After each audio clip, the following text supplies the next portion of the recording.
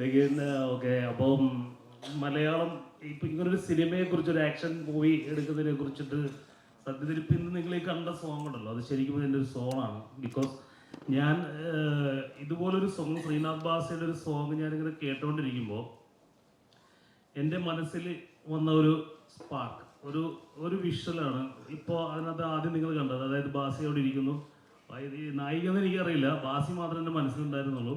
ബാസി ബീച്ചിലിരിക്കുന്നു, ഒരു പെൺകുട്ടി നടന്നു വരുന്നു, ഐ എം സോറി.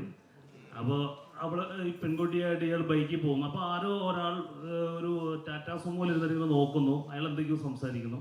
അപ്പോൾ അതൊക്കെ കണ്ടപ്പോൾ എന്താണ് സംഭവം എനിക്ക് അറിയില്ല ആക്ച്വലി, അതെന്താ എൻ്റെ മനസ്സിലിങ്ങനെ വന്നതെന്ന് എനിക്ക് അറിഞ്ഞൂടാ.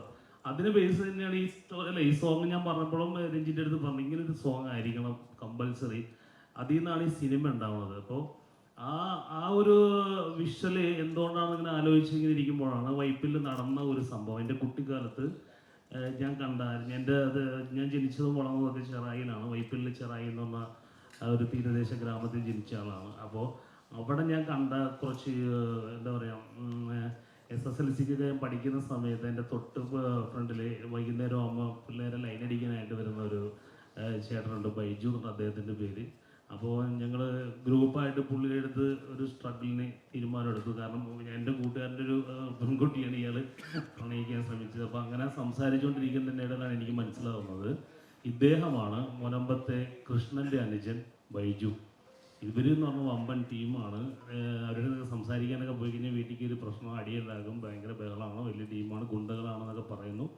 അത് കഴിഞ്ഞ ശേഷം ഒരാഴ്ചന് ശേഷമാണ് അഭിലാഷ് എന്ന് പറഞ്ഞ ഒരാളെ ഞാൻ പരിചയപ്പെടുന്നത്. ഒരു വർക്ക്ഷോപ്പിൽ വെച്ചിട്ടാണ് ഞാൻ അദ്ദേഹത്തെ കാണുന്നത്.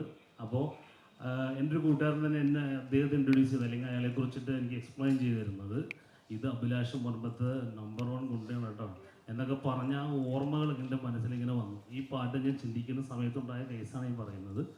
അപ്പോൾ അത് വെച്ചിട്ട് അതിനെ ഇൻസ്പയർ ചെയ്തുകൊണ്ടിട്ടായിരുന്നു പിന്നീട് ഞാൻ ഈ കഥ ബിൽഡപ്പ് ചെയ്തത്. അപ്പോൾ ഒരു ആക്ഷനിൽ ഏറ്റവും നല്ല ഫ്ലോട്ട് ഇത് തന്നെയാണെന്ന് ഞാൻ അന്ന് തീരുമാനിച്ചിരുന്നു.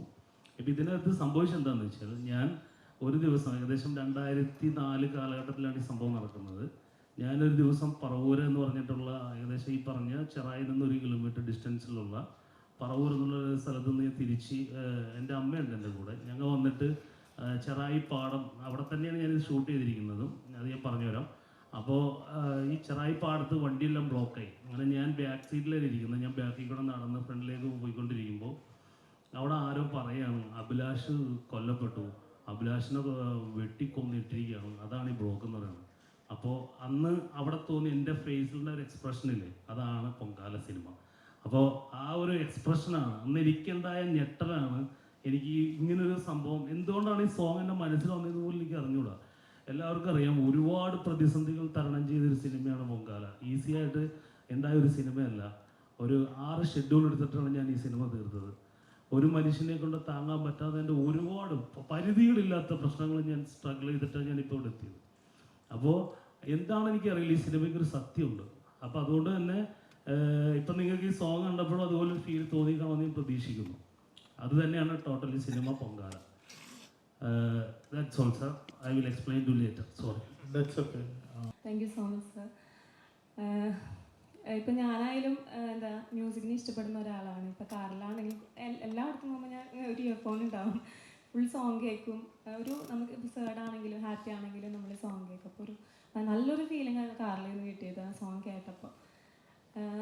പിന്നെന്താ, പൊങ്കാല എന്നൊരു സിനിമ എന്ന് പറയുന്നത് it's very special to me. എനിക്ക് ഒരുപാട് കാര്യങ്ങൾ ലേൺ ചെയ്യാൻ പറ്റിയൊരു സിനിമയാണ് പൊങ്കാല.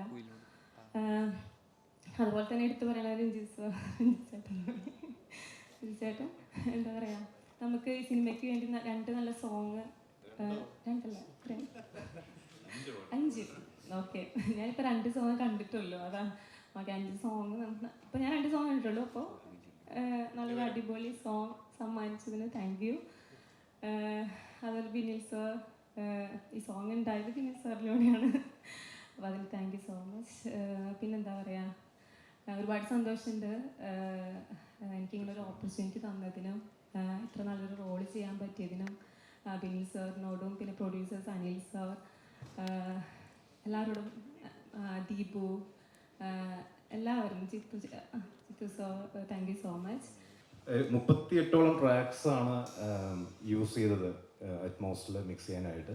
അപ്പോൾ കാറിൽ 4 സ്പീക്കേഴ്സാണ് ആകെ ഉള്ളത്. പക്ഷെ അതിൻ്റേതായ ഒരു കംപ്രഷൻ ഡെഫിനറ്റായിട്ടും അവിടെ കിട്ടും. എങ്കിൽ പോലും ആ ചേഞ്ച് നമ്മൾ നോർമലി സ്റ്റീരിയോ കൊടുത്ത ഔട്ടിൽ നിന്നും ഒരു വലിയൊരു ചേഞ്ച് കാറിൽ, അതും പറഞ്ഞ പോലെ ഒരു സാധാരണ സ്പീക്കേഴ്സാണ് അതിലുള്ളത്, ബ്രാൻഡഡ് സ്പീക്കേഴ്സ് പോലും അല്ല. അപ്പോൾ എന്നിട്ട് പോലും we got the feel, proper feel.